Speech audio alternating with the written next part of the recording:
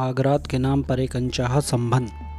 सुहागरात को एक यादगार पल बनाने की उम्मीद से रोहन अपने कमरे में आता है। उसकी नई नवीली दुल्हन दिशा मेहरून रंग की साड़ी पहने लंबे घूंघट ओढ़े बैठी होती है। रोहन की आहट से उसका पूरा बदन एक बार सर से लेकर पांव तक कांप जाता है। एक डर उसे यही सताए जा रहा था कि पता नहीं कब उसे भी उसकी सहेलियों से जैसे ज़बरदस्ती सुहागरात के नाम पर एक अनचाहा संबंध बनाना पड़ेगा। जैसे जैसे रोहन आगे बढ़ता वैसे वैसे दिशा की दशा बिगड़ती जा रही थी। दिशा के मन के समंदर में हज़ारों बातें उठ रही थीं। कभी कभी उसका मन कहता कि क्यों ना वो खुद रोहन से कह दे कि वो आज इसके लिए तैयार नहीं है, पर अगले ही पल शांत हो जाती। अभी अनेकों बातों में उलझी पड़ी थी कि उसे रोहन की आवाज़ आती है।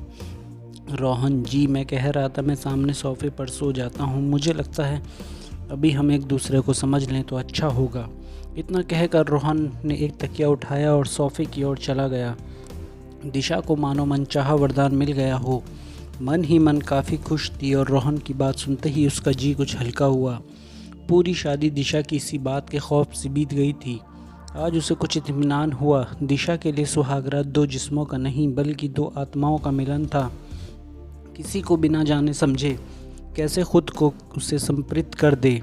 रोहन के इस अंदाज ने दिशा के मन में एक कोना स्थापित कर लिया था। अगले दिन सुबह सुबह जल्दी उठ दिशा अपने पति रोहन के लिए चाय रोहन के पास आती है। रोहन को चाय भी पिलाना था, मगर उठाई भी तो कैसे।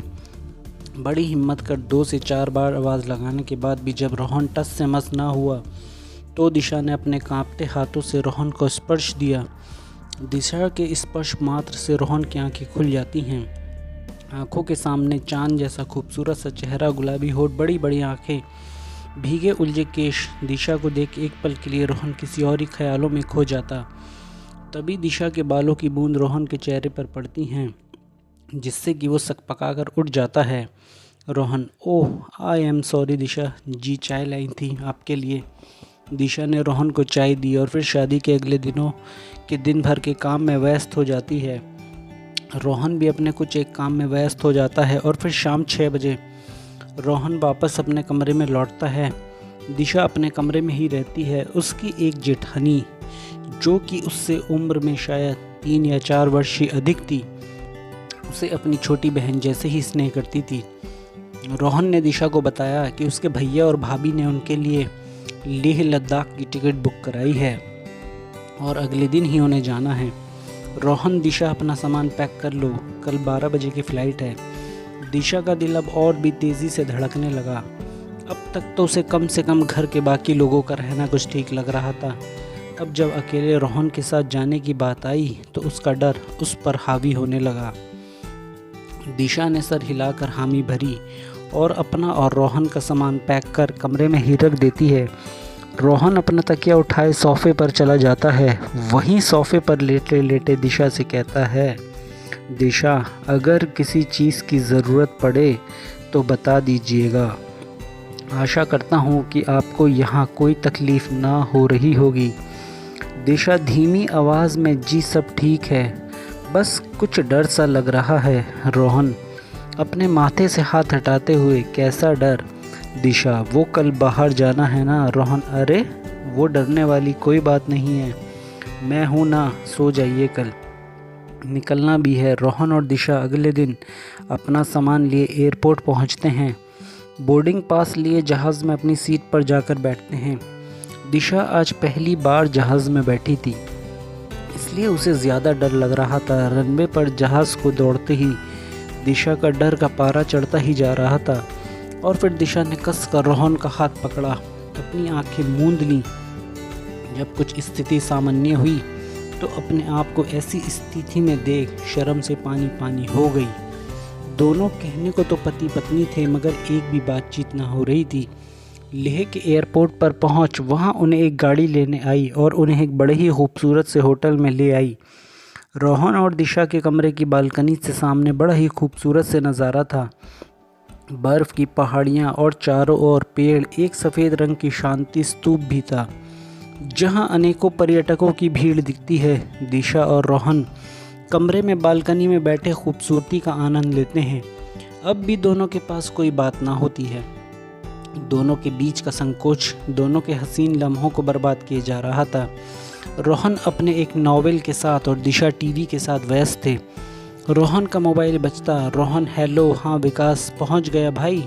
रोहन का दोस्त विकास बातों बातों में रोहन से पूछ लेता है कि क्या उन दोनों ने बातें शुरू की। फिर कुछ एक बातें कर उसने अनेकों तरीके बता फ़ोन रख दिया। रोहन, दिशा जी, क्यों ना हम एक दूसरे के जीवन के बारे में कुछ जान लें। देखिए, यहाँ हम इतनी दूर एक दूसरे को जानने के लिए ही तो आए हैं। अभी तक तो आपकी आवाज़ भी नहीं सुनी है। धीरे धीरे दोनों ने बातें शुरू की और बातें बचपन से होते स्कूल, फिर कॉलेज और फिर दोस्त यार। धीरे धीरे दोनों ही कुछ सामान्य से हो गए। रोहन, दिशा, क्या मेरी दोस्त बनोगी? दिशा, हाँ क्यों नहीं, पति पत्नी से पहले अगर हम एक दोस्त बन जाएं तो ज़्यादा अच्छा होगा। अब क्योंकि दोनों ने दोस्ती कर ली थी तो अब इस समय साथ रहने में कोई दिक्कत नहीं आ रही थी। मगर रात होते होते फिर वही डर दिशा के चेहरे पर दिखने लगा था। रोहन आज भी अपना तकिया लिए सोफे पर जाने लगता है। लेह की ठंड बिना रज़ाई के कट जाए यह हो नहीं सकता। कमरे में सिर्फ मार की एक ही रज़ाई होगी। दोनों एक दूसरे का चेहरा देखते हैं। दिशा, सुनिए, आप यूं ही क्यों नहीं सो जाते? रोहन, क्यों? आपको डर लग रहा है? दिशा, डर नहीं, पलंग काफ़ी बड़ा है तो आप उधर सो जाइए, मैं इधर सो जाती हूँ। रोहन और दिशा दोनों ही अलग अलग कोने में सो जाते हैं। अगली सुबह जब आँख खुलती है तो दिशा खुद को रोहन के बगल में पाती नींद खुल जाती है। आंखों के सामने लैंप की हल्की रोशनी से दिशा का जगमगाता चेहरा उसके सामने होता है। दिशा भी रोहन के बेहद करीब में ही सोई होती है। ऐसे तो रोहन दिशा को देख नहीं पाता, इसलिए एकटक उसे यूं ही निहारता रहता है। दिन भर की उसकी बातें, उसके बोल, उसका चलना फिरना, उठना बैठना, सभी कुछ याद कर रोहन उसे यूं ही देखता रहता है। रोहन दिशा के माथे पर हाथ फेरता है कि दिशा हाथों के स्पर्श से रोहन के और करीब आ जाती है और करवट लिए रोहन को पकड़ सो जाती है। रोहन के लिए इससे बड़ी बात कुछ हो ही नहीं सकती थी। जिस दिशा को वो दूर से निहार रहा था वही दिशा उसके बेहद करीब थी। आज रोहन के लिए बेहद ही खुशी का दिन था। रोहन दिशा के चेहरे पर गिरी जुल्फों को हटाने का प्रयास करता है कि दिशा की नींद खुल जाती है और रोहन को इतना करीब देखकर डर के मारे उठकर दूर जाकर सो जाती है। रोहन कुछ कहना चाहता है मगर बात दिल में ही दबी रह जाती है। रोहन की खुशियां दरवाजे पर आ वापस चली जाती हैं। धीरे धीरे रोहन को भी नींद आ जाती है। सुबह दोनों ही उठ एक दूसरे को गुड मॉर्निंग विश करते हैं और फिर मार की चाय की चुस्की के साथ बरामदे में आकर बैठ जाते हैं। दिशा, आज कहीं नहीं जाएंगे, क्यों ना कमरे में ही रहते हैं और बातें करते हैं। रोहन, हाँ जैसा आप कहें, मगर कोई ख़ास वजह तो नहीं। तभी दरवाजे पर दस्तक होती है। रोहन, रुको देखता हूँ कौन है। रोहन दरवाज़ा खोलता है तो वहाँ एक फूलों का गुलदस्ता रखा होता है और कोई भी ना होता है। इतने सारे फूलों को देख रोहन को याद आता है कि आज उसका जन्मदिन होता है। इतने सारे विचारों के बीच रोहन अपना जन्मदिन ही भूल जाता है। Disha, happy birthday Rohan, this is for you. Disha Rohan को एक गिफ्ट थमाती है। रोहन गिफ्ट को खोलता है तो उसमें एक बहुत ही प्यारा सा सोने का लॉकेट होता है। रोहन, ये तुमने कब ख़रीदा? दिशा, शादी से पहले ही मैंने ख़रीद लिया था। रोहन ने थैंक्स कहा और फिर उसे समझ में आया कि क्यों आज दिशा कहीं भी नहीं जाना चाहती। रोहन ने अपने बैग से गिफ्ट निकाल दिशा के हाथ में रख दिया। दिशा, ये क्या है? रोहन, दिशा, यूं तो जीवन भर कुछ ना कुछ लेना देना लगा रहेगा, मगर ये मेरी तरफ से तुम्हारे लिए सुहाग रात का गिफ्ट है। खोल कर देखो क्या है। दिशा, कोई किताब है। खोलने के साथ ही अरे ये तो रामायण है।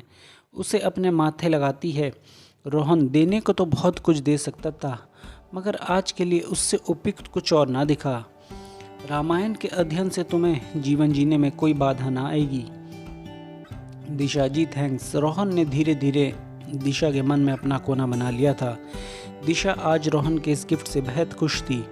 थोड़ी देर बाद ही दोनों सुबह का नाश्ता करते हैं और फिर बैठे बात करते हैं। करीब 12 बजे एक बार फिर कमरे पर दस्तक होती है। रोहन दरवाज़ा खोलता है तो इस बार एक ट्रॉली पर वाइन की बोतल, कुछ फूल, एक केक भी होता है।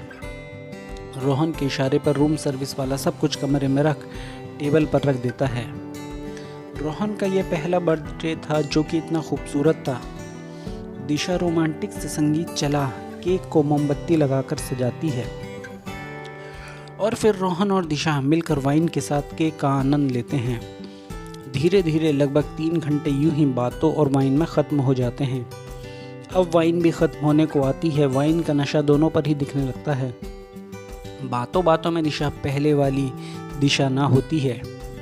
रोहन दिशा का हाथ अपने हाथ में ले उससे कहता है, रोहन, दिशा आज का दिन इतना खूबसूरत बनाने के लिए थैंक्स। शायद ये मेरे जीवन का पहला खूबसूरत जन्मदिन होगा। मैंने कभी भी सोचा ना था कि मेरा बर्थडे ऐसा बीतेगा। दिशा वाइन का गिलास रखते हुए, रोहन, मैं भी चाहती थी कि हम दोनों एक दूसरे को पहले समझ लें, फिर जीवन की राह पर आगे बढ़ें। इतना कहकर दिशा रोहन के गले लग जाती है और यहाँ से अपने जीवन की एक नई शुरुआत करते हैं। कहानी अच्छी लगी हो तो प्लीज़ वीडियो को लाइक करें, चैनल को प्लीज़ सब्सक्राइब करें। Thank you.